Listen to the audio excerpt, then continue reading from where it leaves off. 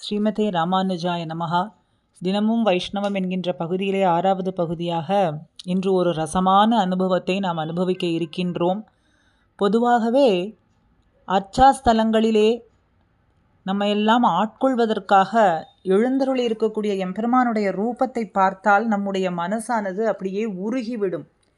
கண்டவர்த்தம் மனம் உருகும் அப்படின்னு கேள்விப்பட்டிருக்கோம். ஆனால் கண்டவர்த்தம் மனம் வழங்கும்படியான அர்ச்சா நிலையிலே எம்பெருமான் எழுந்தருளி இருக்கக்கூடிய ஸ்தலம் எது அப்படின்னு கேட்டால் அதுதான் சௌரி பெருமாளாக திருக்கண்ணபுரத்திலே எழுந்தருளி இருக்கிறான் எம்பெருமான். அவனை கண்டவுடனே நம்முடைய மனத்தை அப்படியே அவனிடத்திலே வழங்கி விடுவோமாம். அதைத்தான் திருமங்கையாழ்வார் அவருடைய பெரிய திருமொழியிலே நமக்கு காட்டி கொடுக்கிறார். கண்டவர்த்தம் மனம் வழங்கும் கண்ணபுரத்து அம்மான் அப்படின்னு. திருமங்கையாழ்வார் பெரிய திருமொழியிலே தாய் பாசுரமாக தன்னுடைய மகள் நிலையை சொல்லக்கூடிய பாசுரமாக ஒரு பத்திலே ஒரு திருமொழியிலே அனுபவிக்கின்றார்.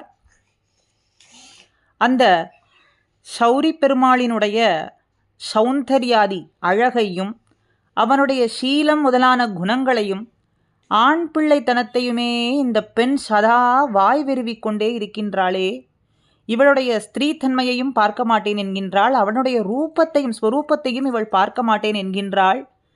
திருக்கண்ணபுரத்திலே சென்று அங்கே எழுந்தருளிருக்கக்கூடிய சௌரி பெருமாளை சாட்சாத்கரித்து அந்த நீர்மையிலேயே அகப்பட்டு கொண்டு பேசி நின்று கொண்டிருக்கிறாளே என்னுடைய பெண்ணானவள் அப்படின்னு சொல்றார். அதைத்தான் ஒரு பாசுரத்திலே வண்டமரும் வனமாலை மணிமுடி மேல் மணனாரும் என்கின்றாளால் உண்டு இவர்பால் அன்பு எனக்கு என்று ஒருகாலும் பிரிகிலேன் என்கின்றாளால் பண்டு இவரை கண்டு அறிவது எவ்வூரில் யாமென்னே பயில்கின்றாளால் கண்டவர்த்தம் மனம் வழங்கும் கண்ணபுரத்து அம்மானை கண்டாள்களோ.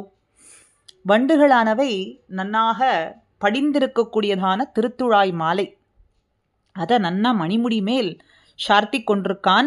திருவபிஷேகத்தின் மேலே சார்த்தி கொண்டிருக்கிறத பார்த்தால் மனம் நாரும், நன்னாக விசேஷமாய் இது நறுமணம் வீசுகின்றதே, பரிமளம் வீசுகின்றதே. வண்டுகள்லாம் நன்னாக படிந்திருக்கக்கூடிய திருத்துழாய் மாலையை திருவபிஷேகத்தின் மீது சார்த்தி கொண்டிருக்கானே, அதனுடைய விசேஷமான பரிமளம் வீசுகின்றதே வீசுகின்றதேன்னே சொல்லி கொண்டிருக்காள். இவர் பால் உண்டு அன்பு எனக்கு அப்படின்னு சொல்றார். இவர் பக்கலிலே எனக்கு ஆசையானது இருக்கிறது அப்படின்னு சொல்லி ஒரு காலம் பிரிகிலேன், இவரை விட்டு நான் ஒரு காலம் பிரிய மாட்டேன் என்னும் மறுபடியும் சொல்லி கொண்டிருக்காள். சரி, அதுக்கு பின்ன பார்த்தா பண்டு யாம் இவரை எவ்வூரில் கண்டறிவது? இவரை பார்த்தால், இவருடைய திருமுக மண்டலத்தை பார்த்தால் ஏதோ திவ்ய தேசத்திலே முன்பு போல பார்த்தது போல இருக்கின்றது. மறுபடியும் உற்று நோக்கினால் இவரை காணாதது போலேயும் தெரிகின்றதே. இது என்ன ஆச்சரியம்! திருமுக மண்டலத்தினுடைய ஒளி இவற்றையெல்லாம் பார்த்தால் இவரை முன்பு எங்கோ கண்டது போல இருக்கின்றதுன்னு தோன்றுகின்றது. சரி, அதற்கு பிறகு எவ்வளவு நெருங்கி பழகினாலும் எப்பொழுதும் நாள் திங்கள் ஆண்டு ஊழி ஊழிதொரும் அப்பொழுதைக்கு அப்பொழுது ஆறாவமுதமே என் ஆறாவமுதமே என்ன ஆழ்வார் சொல்றபடி இருக்கக்கூடிய விஷயம் இந்த விஷயம், பகவத் விஷயம் எம்பெருமான். அதனாலே முன்பு எங்குமே பார்க்காதது போலேயும் அப்பொழுது புதிதாக கண்டு அனுபவிப்பது போலேயும் தோன்றிக்கொண்டே இருக்கின்றது. உற்று நோக்கினால் பார்த்தது போல இருக்கு. எவ்வளவு நெருங்கி பழகினாலும் ஏதோ புதிதாக அனுபவிப்பது போலேயும் இருக்கிறது. அப்பொழுதைக்கு அப்பொழுது ஆறாவமுதமாய் தோன்றி கொண்டிருக்கிறது. அப்படிப்பட்ட விஷயமா இருக்கு. மற்ற விஷயங்களை காட்டிலும் பகவத் விஷயத்திற்குள்ளிய வைலட்சண்யம் அப்படின்னு பூர்வர்கள் நமக்கு காட்டி கொடுக்கிறார்கள். மற்ற விஷயத்தை பார்த்தா நமக்கு ஒரு விஷயத்தை பழகி அதை அனுபவித்த பொழுதோ சலிப்பு தோன்றும். மறுபடியும் அதே விஷயம்தானே அப்படிங்கிற சலிப்பு நமக்கு ஏற்படும். ஆனால் இவன் விஷயத்திலே, பகவத் விஷயத்திலே, எம்பெருமான் விஷயத்திலே அவனுடைய வடிவழகோ இல்லை அவனுடைய குணபூர்த்தியோ எதை பார்த்தாலும் நமக்கு சலிப்பே தோன்றாதபடி அப்பொழுதைக்கப்பொழுது அனுபவிக்க அனுபவிக்க ஆறாவமுதமாய் தோன்றுகின்றதே இந்த பகவத் விஷயத்தினுடைய வைலட்சண்யம் என்று பூர்வர்கள் காட்டி கொடுக்கிறார்கள். அப்படி பண்டு நாம் இவரை எந்த ஊரில் கண்டு அறிந்தது அப்படின்னே வாய் சொல்லி கொண்டிருக்காளாம். இவரை எங்கே கண்டது எங்கே கண்டது, கண்டது போலே இருக்கே, காணாதது போலேயும் இருக்கேன்னு வாய் வெறிவிக்கொண்டே இருக்கு.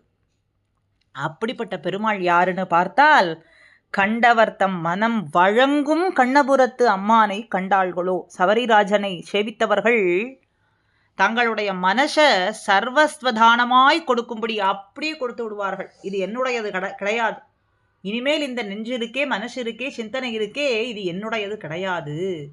ஒரு கால் சேவித்தவர்களும் கூட தங்கள் நெஞ்சை தாங்களே இது என்னுடையது கிடையாது, உன்னுடையதுதான் அப்படின்னு எழுதி கொடுத்து விடும்படியான ஆக்கர்ஷத்துவம் உடையவன் அந்த எம்பெருமான். அப்படிப்பட்ட ஆக்கர்ஷத்துவம் அவனிடத்திலே உண்டு.